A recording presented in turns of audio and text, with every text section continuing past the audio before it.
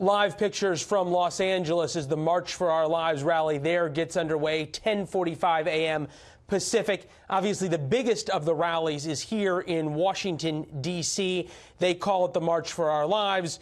You could call it a pro-gun control rally. And one of the main speakers, the pretty much largest and most vocal spokesman out of the Parkland tragedy, has been a guy named David Hogg, who came out and spoke very passionately, much more, though, than about gun control, about the 2018 elections and making the gun issue a seminal point in the 2018 election, putting politicians, he said, on notice. Here for further discussion, founder, executive director of Turning Point USA, Charlie Kirk. You might recognize him from his conversation with the president a couple of days ago.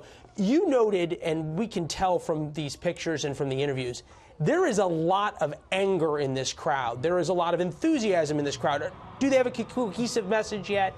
Maybe, maybe not.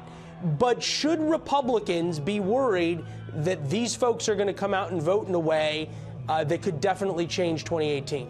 Yes, I mean, the energy is palatable. And I walked through the crowd. I had some very interesting discussions. But there's a genuine grassroots anger towards Republicans right now. I don't think it's warranted in the slightest. It's been building up over the last 14 to 16 months, ever since the inauguration of Donald Trump. And look, Republicans in Congress have to get their act together. I think the tax cut was great, but there's something to be said for this. I mean, that's hundreds of thousands of people. And I had conversations with a lot of them, and they really have no idea what they're talking about, especially with guns. Kind of feel sorry for some of them without putting them on the spot. But they seem to be very, very misguided. But there's emotion, and emotion drives politics.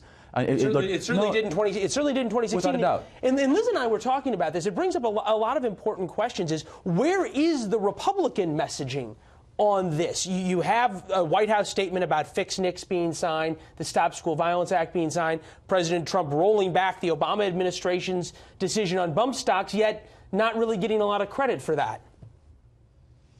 Well, I mean, I think we had talked about the fact that this march was going to take place, and one of the things that Peter Doocy had mentioned was that initially it felt like it was more organic, that there was some students getting together after the Valentine's Day event in Parkland, Florida, and then now it's almost as if it's a celebrity movement. It's Hollywood feel, and that's what I wanted to ask you about. So I definitely feel a lot of that. It's a blend of all these different forces. A lot of students were being bussed in, which is to be without said, and you could tell by the T-shirts and the big coach buses that are in. I was asked, like, who's paying for this, first of all? I mean, it is highly organized. 10 or 12 coach buses coming in with police escorts as I was driving in. Here's the funny thing. First of all, they're using armed guards for this whole thing, which I think is one of the greatest ironies of a gun control march.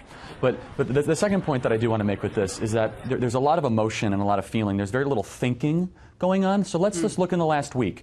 We have a documented example of an armed guard preventing a potential mass shooting in Maryland. We have an example of that.